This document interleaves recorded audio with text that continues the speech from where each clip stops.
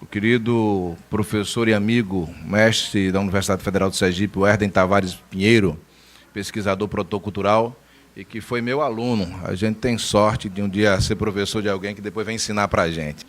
O Herden Tavares. O Herden ou o Verden? Eu nunca sei o Herden. É o Herden. Eu sempre errava o nome na chamada dele. Pesquisador protomusical, realizador audiovisual, mestre em comunicação pelo programa de pós-graduação em comunicação da Universidade Federal de Sergipe, graduado em comunicação. E, como disse, foi meu aluno, excelente aluno.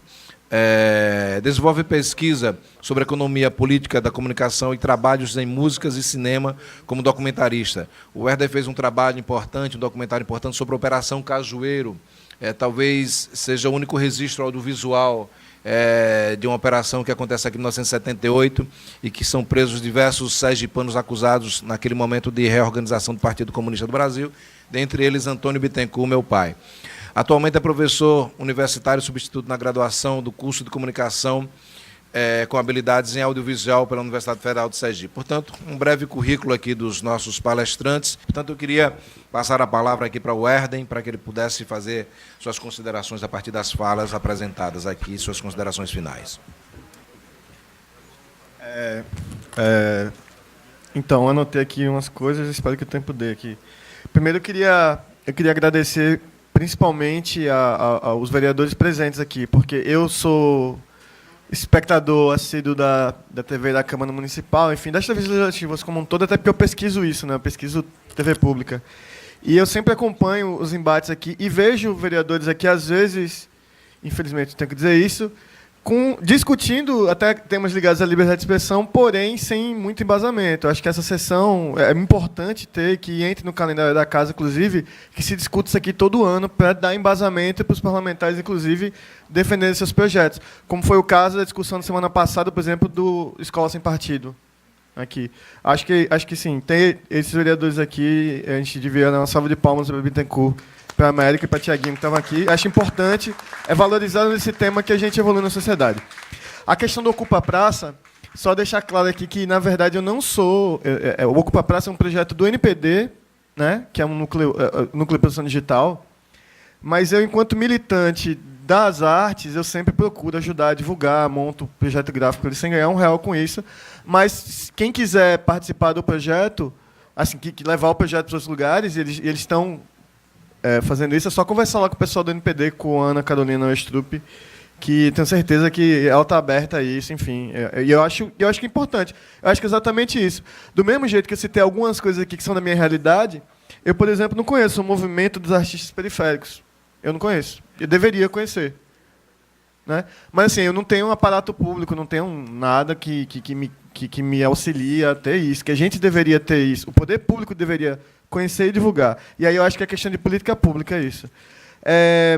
As coisas da cena alternativa, por exemplo, que é o que eu mais conheço aqui, a gente, de fato, a gente sofre retaliações, inclusive, né? Porque se há gestões passadas a gente tinha edital... A gente, por exemplo, a PRP, a gente tinha edital para produção de videoclipe, tinha edital para entrar na coletânea, tal.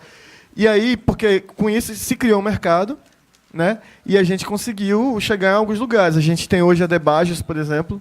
Vejam que injusto isso. A Debajos hoje, não sei se todo mundo que já ouviu falar, é uma das principais bandas do rock independente do Brasil. Estão acabando de fazer turnê no Canadá e nos Estados Unidos. E a gente só teve 3 shows da Debajos aqui esse ano, em Aracaju. Eu acho isso um absurdo. E está concorrendo ao Grammy Latino, né? Concorrendo lá com o Nando Reis, com a Blitz, com a galera, né? E é um absurdo que a gente só teve 3 shows da Debajos aqui esse ano. Isso é um tipo de censura, né? É aquela que eu falei, é indireta. Se você não cria oportunidade, você até tem o equipamento público, mas você não cria oportunidade, né? E tem um conceito que eu uso para os shows e para os textos, que é o seguinte, é o conceito de hackear o sistema. Porque o sistema, como ele está posto, é para a gente, que é artista local, não existir. Né? É para a gente só fazer cover e tocar num espaço que tenha cover e tal. O sistema existe para a gente não existir. A gente é que é chato e vai lá e hackeia o sistema. Né? a gente tenta, enfim, e até consegue. Acho que tem que ter um debate na sociedade, e essa casa é importante disso, das diferenças de políticas públicas, políticas sociais e políticas afirmativas, por exemplo, porque elas têm interseções.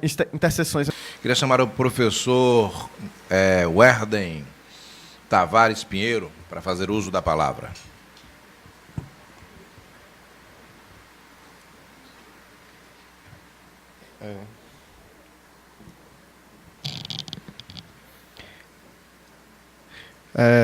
Bom dia a todos e a todas. Eu queria saudar aqui o excelentíssimo professor Bittencourt. Em nome dele, eu saudo todas as pessoas da mesa. Eu fui chamado aqui para falar de liberdade de expressão e aí agradecer a Alan também, que fez o convite. E aí eu fiquei pensando, o que eu vou falar? Eu estou numa casa legislativa, que é a Câmara Municipal, e discutindo com pessoas do poder público, né? Sendo que essa é uma discussão que está em voga na sociedade toda, né? Então, eu acho que todo mundo aqui viu, ou leu matéria completa, ou leu um post no Facebook, ou leu alguma tweetada, que a grande formação intelectual da sociedade hoje é essa. Todo mundo soube das censuras que houveram recentemente, né? De uma peça de teatro lá no interior de São Paulo, e aqueles quadros, aquela exposição de arte lá no Banco Santander, né? E aí o que é que acontece? Como é que a gente monta a nossa concepção de liberdade de expressão? Algumas pessoas viram que foi censurado e direto, de pronto, já foram contra aquilo ali e tal, sem ver as obras. Outras pessoas foram a favor, também sem ler, sem ler a matéria completa, sem ver aquelas obras e por que aquilo tinha sido proibido. E a gente fica no embate, né? Fica no embate em um lado dizer que está certo, outro lado dizer que está errado, um lado dizer que está certo, outro lado... E a gente não vai para o principal. Vamos ver as obras. Eu peguei, fui ver as obras e, de fato, tem coisas muito pesadas. Tem quadros que criticam o abuso sexual do menor, tem quadros que criticam a pedofilia. Aí eu me pergunto, por que houve essa discussão toda? Porque a gente, enquanto sociedade, a gente não tem, por exemplo, base de conteúdo para discutir arte, às vezes. Né? Então, a gente tem aula de educação artística no colégio, tem toda a formação intelectual da gente feita a partir da escola, e a gente tem uma concepção de que a arte é o belo, é o que eleva o espírito e tal. Também faz parte disso, mas a arte também incomoda. Se a arte não incomodasse, a gente não tinha as músicas de Chico Buarque dos anos 70, falando toda aquela coisa de apesar de você, amanhã de ser outro dia.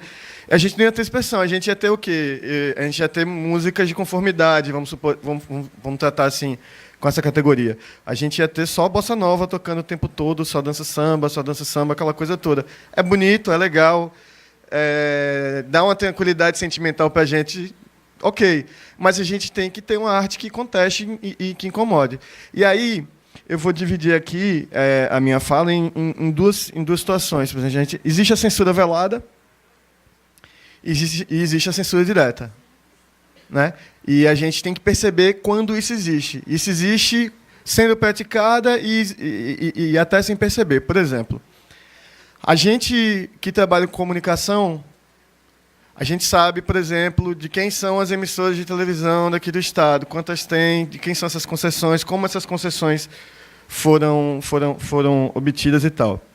Mas, por exemplo, existe liberdade quando o jornalista vai fazer uma matéria no jornal? Quem acredita que existe isso aqui? Eu acho que, né, é um processo que a gente tem que refletir sobre isso. Essa palestra, esse evento com Chico Sá, que o professor Eduardo citou aqui, ele falou exatamente isso. Ele falou que a tristeza dele é que ele entrou no jornalismo querendo ser um criador de textos, aquela coisa toda, registrar o espaço e o tempo dele, e, ao mesmo tempo, ele viu que a profissão dele se fechou em ser uma caneta de aluguel. Essa expressão que ele usa lá, né?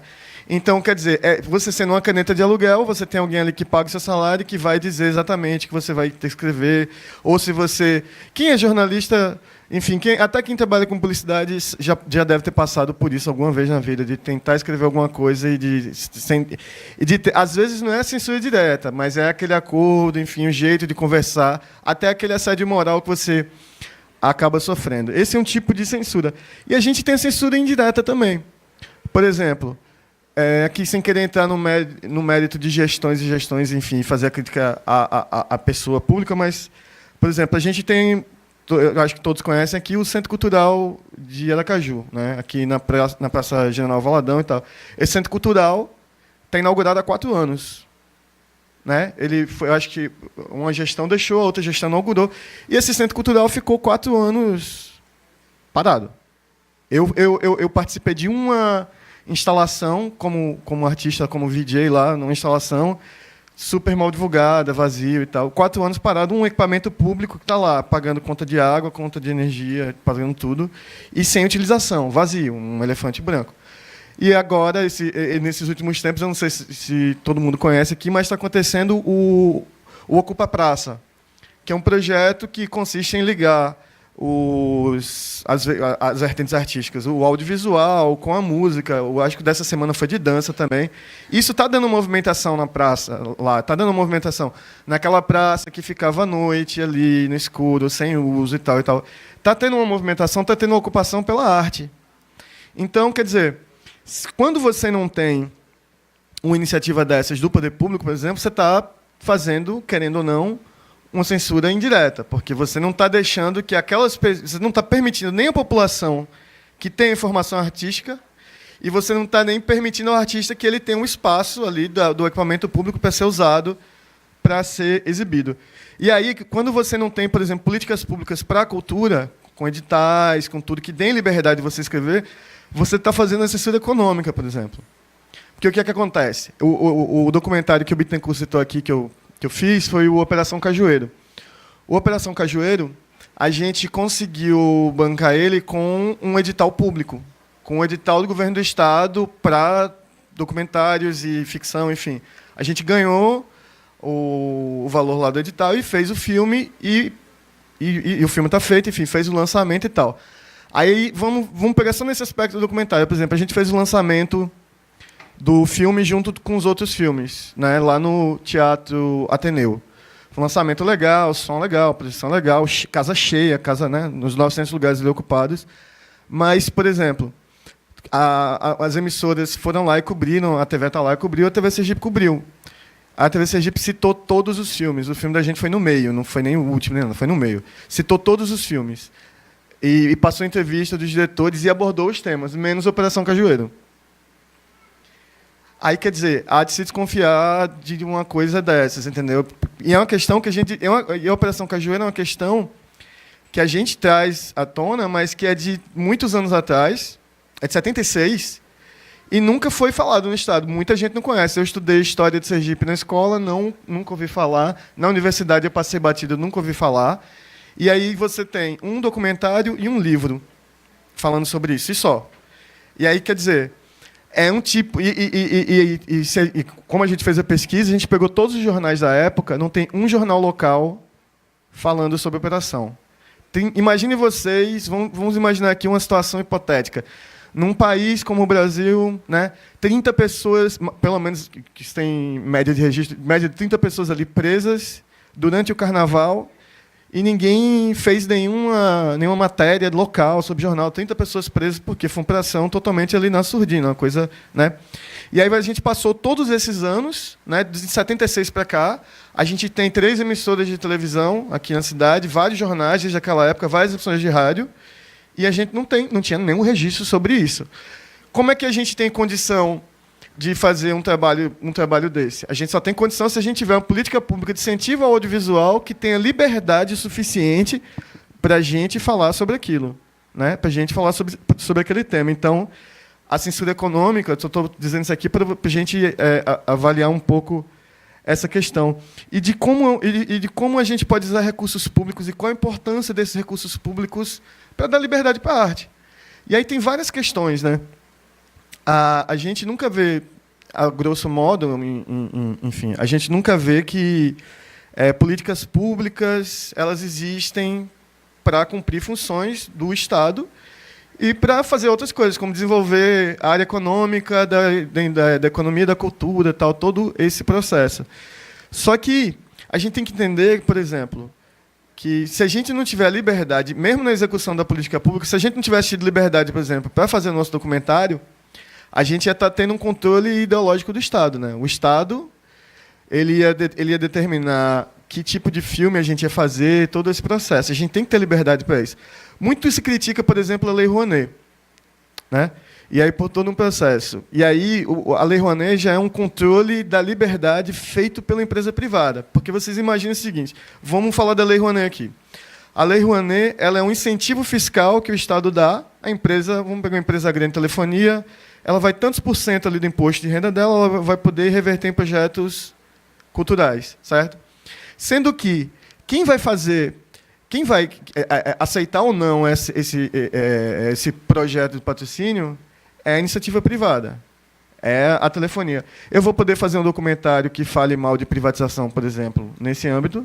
Vocês acham que a empresa de telecomunicação vai patrocinar? Não vai, né? Eu vou poder fazer um documentário sobre ocupação de espaço público se uma construtora for patrocinar? Provavelmente não, né? Então, assim, se não tiver financiamento público, se não tiver iniciativa... E eu não estou falando nem de dotação de dinheiro que dispensa retorno, não. Estou falando se não tiver uma forma de bancar isso, eu não vou ter. E aí a população vai ficar mais 40 anos sem saber que aconteceu operações como a Operação Cajueiro. Como, por exemplo, a gente queria ter feito o documentário a partir dos anos 60, mas a gente não teve recurso para fazer. E depois desse... Isso eu estou falando de uma época de 3 anos atrás, quando a gente tinha edital. A gente não tem, né? Aí é todo um processo também. De qualquer forma, aí, voltando aqui, esse controle ideológico do Estado ou da iniciativa privada é que é, de fato, um problema para a expressão da arte. Que vocês vejam a exposição do Santander, por exemplo, ela foi impedida porque um movimento Brasil Livre começou a fazer os hashtags da vida, né? Enfim, e foi proibido de fazer. Aliás, e aí, enfim, aí ficou protestando, chegou no banco, o banco falou, beleza, vamos tirar isso aqui, e tal, e tal, e tal. Com uma nota muito, né, muito superficial, enfim, e tirou. E aí a gente pensa, não, o banco está no direito dele ali de fazer, mas vamos discutir isso. Esse banco, para essa exposição, tem financiamento público aqui, tem e tal, e garante que vai ter liberdade, né? Então, a partir do espaço, né, que é a mesma concepção que a gente tem que ter para as emissoras de televisão, por exemplo. A emissora de televisão, ela é privada, aí a gente pensa, né, ela tem dono, o dono pode colocar o que ele quiser ali. Não, não é assim, é uma concessão pública, né? A gente tem que entender como uma concessão pública. Aí já reside também mais uma questão do controle ideológico do Estado e das entidades privadas também. A gente tem que entender que, por exemplo, e aí, voltando aqui para a cidade, em Aracaju acontecem várias iniciativas próprias da população para a ocupação dos espaços, né? Então, o Sarau de Baixo, o slam, agora que as pessoas se juntam nos lugares para fazer essa disputa de rimas. A gente tem... E aí, o que acontece? Só que a gente está vivendo um déficit de políticas públicas para incentivo dessas coisas. Quando eu falo política pública existir, não é o Estado ir lá e dar aquela grana indireta, vamos falar grosso modo aqui, uma esmola para o artista. Não é isso, pô. É fomentar que aquela atividade aconteça como atividade econômica, por exemplo, para que aquela atividade se desenvolva e tal. Porque acaba que é o seguinte, a gente tem várias atividades aqui na cidade. Infelizmente, nos últimos anos, toda vez que o poder público tem chegado perto, é para proibir, né? Aí as pessoas se organizam de alguma forma, né? E tentam se contrapor a isso. Por exemplo, a gente tem um evento aqui em Aracaju chamado Ensaio Secreto, eu acho que ninguém aqui ouviu falar, que é uma coisa mais fechada, do pessoal que trabalha com arte. Toda segunda-feira, esse evento acontece em lugares diferentes, né? Em bares, em restaurantes, em casas diferentes, e já vai para a 100ª edição. Né? O que em Aracaju tiveram 100 edições assim seguidas, ininterruptamente, toda semana? O poder público não conhece. Quando o poder público conheceu, foi porque alguém entrou com uma ação, porque era feito num lugar fixo antes, alguém entrou com a ação, o poder público foi lá e acabou. Se a gente lembrar que o som da calçada que acontece no domingo na Orla também, todo mundo que tem 19, 20 anos nessa cidade, pelo menos classe média e tal, sabe que esse negócio existe e vai lá e enche. E é engraçado, porque o que tinha antes ali no estacionamento da Orla? Nada. Nada. Domingo, alguns carros estacionados, né? E nada. E aí, o que acontece? Aí o pessoal começou a ir para a aula por iniciativa própria, sem R$1 de dinheiro público, por iniciativa própria, montou seu som. Um minuto, vou tentar concluir aqui rápido.